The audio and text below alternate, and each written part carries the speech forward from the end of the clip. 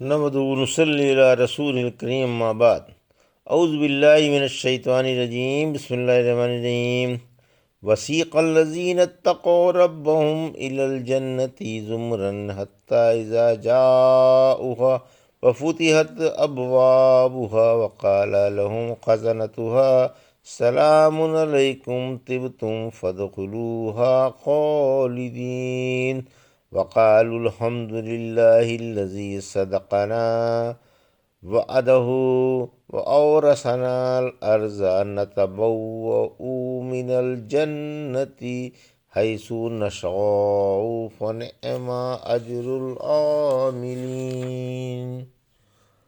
وترى الملائكة خافين من حول العرش يسبحون بحمد ربهم وقضي بينهم بالحق وقيل الحمد لله رب العالمین۔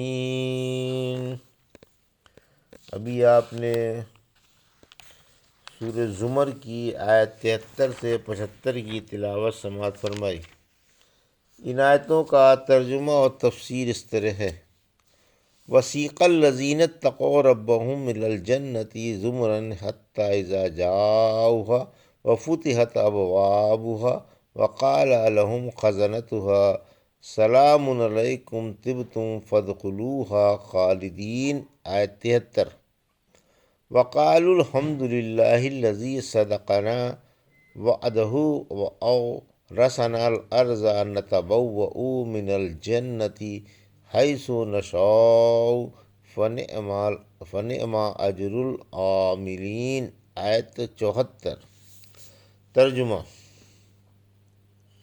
اور جو اپنے رب سے ڈرتے رہے انہیں گروہ گروہ جنت کی طرف لایا جائے گا، یہاں تک کہ جب اس کے پاس پہنچ جائیں گے اور اس کے دروازے کھلے ہوئے ہوں گے اور ان سے رضوان کہیں گے تم پر سلامتی ہو، خوش رہو اور اس میں ہمیشہ ہمیش کے لیے داخل ہو جاؤ۔ یہ جواب دیں گے الحمدللہ، اللہ نے اپنا وعدہ سچا کر دیا اور ہمیں سرزمین جنت کا وارث بنا دیا کہ جنت میں جہاں ہم چاہیں ٹھہر جائیں، لہٰذا عمل کرنے والوں کا اجر کیا ہی اچھا ہے۔ یہ تھا ترجمہ سورہ زمر کی آیت 73-74 کا۔ تفسیر: جنتیوں کا بیان۔ آیت 73 ان سعادت مندوں کا بیان ہے جو عمدہ سواریوں پر جنت کی طرف اللہ کے مہمان بن کر روانہ ہوں گے اور جماعت جماعت بن کر جائیں گے۔ پہلے مقرب حضرات جائیں گے، پھر اونچے درجوں کے نیک حضرات، پھر ان کے قریب والے، اسی طرح حسب مراتب یک کے بعد دیگرے گروہ گروہ جنت کی طرف جائیں گے۔ انبیاء انبیاء کے ساتھ، صدیق صدیق کے ساتھ، شہید شہید کے ساتھ، علماء علماء کے ساتھ، اور ہر قسم اپنی قسم کے ساتھ فوج فوج جنت میں جائے گی۔ جب یہ پل صراط سے صحیح سالم پار ہو جائیں گے تو جنت کے در ایک پل پر روک لیے جائیں گے اور باہمی مظالم کا قصاص لیا جائے گا۔ جب بالکل پاک ہو جائیں گے اور کسی کا کسی کے ذمے کوئی مطالبہ نہ رہے گا تو جنت میں جانے کا پروانہ مل جائے گا۔ ایک روایت میں ہے، آپ نے فرمایا سب سے پہلے میں ہی جنت کا دروازہ جا کر کھٹکھٹاؤں گا۔ میں قیامت کے دن جنت کا دروازہ کھلوانے کے لیے آؤں گا۔ رضوان پوچھے گا کون ہو؟ میں کہوں گا میں ہوں محمد صلی اللہ علیہ وسلم۔ رضوان جواب دے گا مجھے آپ ہی کے لیے دروازہ کھولنے کا حکم ہے اور یہ بھی حکم ہے کہ آپ سے پہلے کسی کے لیے دروازہ نہ کھولوں۔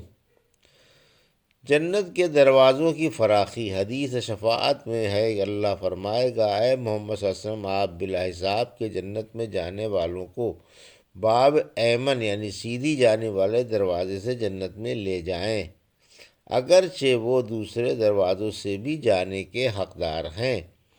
اس کی قسم جس کے ہاتھ میں محمد صلی اللہ علیہ وسلم کی جان ہے، جنت کے دروازوں کے چوکھٹوں کے درمیان اتنا فاصلہ ہے جتنا فاصلہ مکہ اور ہجر میں ہے۔ ایک روایت میں ہے جتنا فاصلہ مکہ اور بصرہ میں ہے۔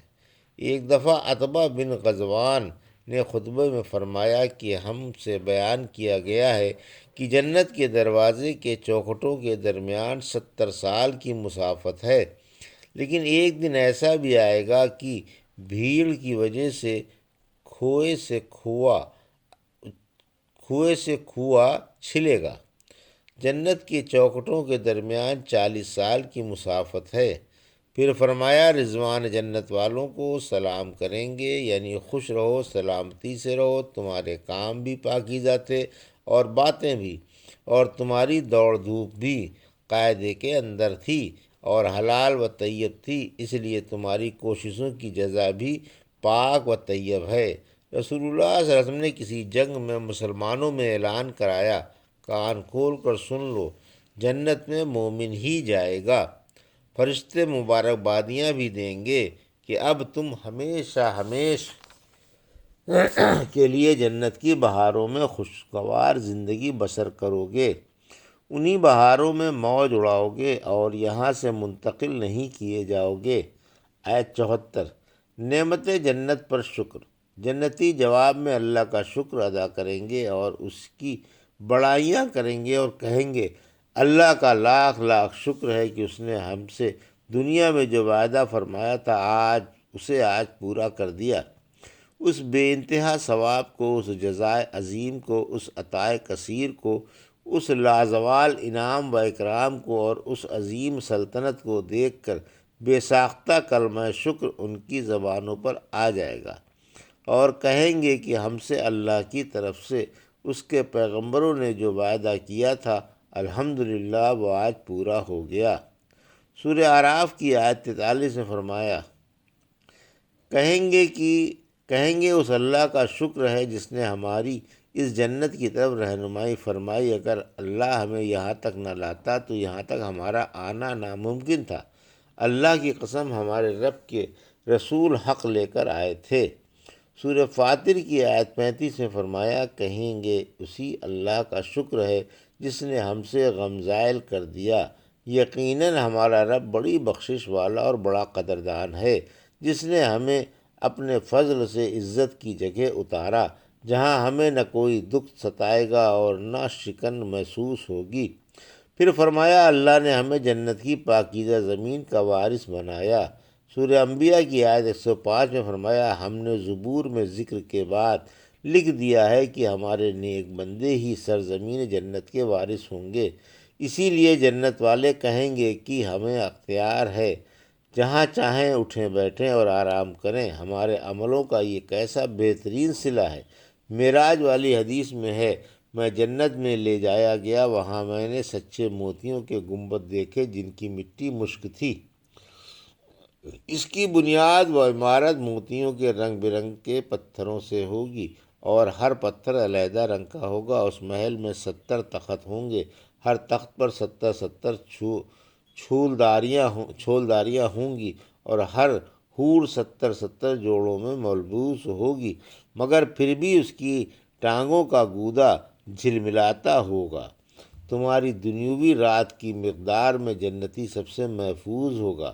اس قصر عالی شان کے نیچے صاف شفاف پانی کی، لذیذ و تازہ اور گرم گرم دودھ کی اور پرکیف شراب کی جسے لوگوں نے پیروں سے روند کر نہ نچوڑا ہوگا، اور خالص شہد کی جو مکھیوں کے پیٹ سے نہ نکلا ہوگا، نہریں جاری ہوں گی، پھل اس قدر قریب ہوں گے کہ کھڑے بیٹھے لیٹے آرام سے توڑے جا سکیں۔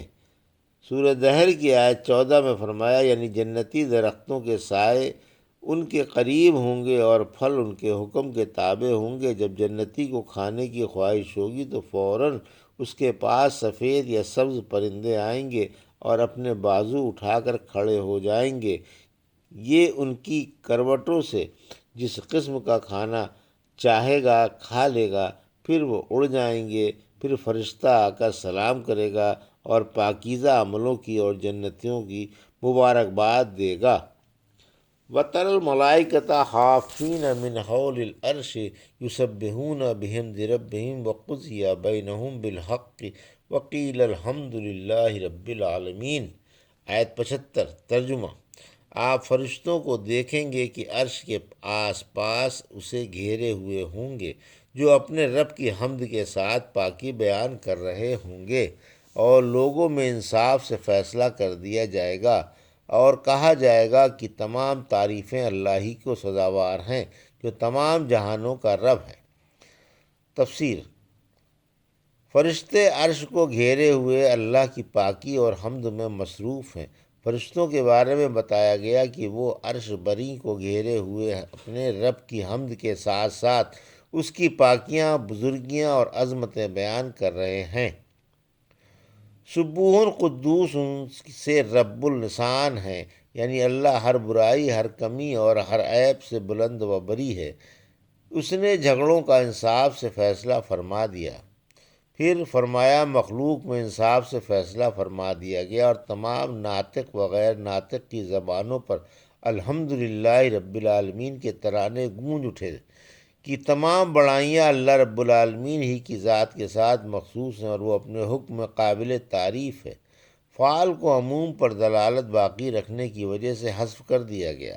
تمام مخلوق اللہ کے حکم و عدل پر اس کی بڑائیاں کر رہی ہے۔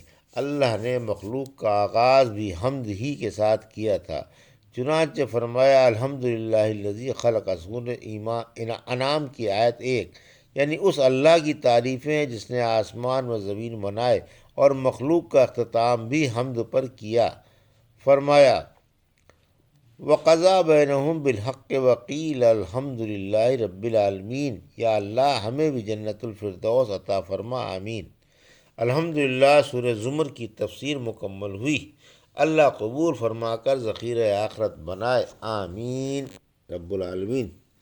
یہ تھا سورہ زمر کی آیت 73 سے 75 کا ترجمہ اور تفسیر جو بھی آپ نے سماعت فرمائی۔ بارک اللہ لی ولکم فی القرآن الحکیم ونفعنی وایاکم برایات الذکر الحکیم۔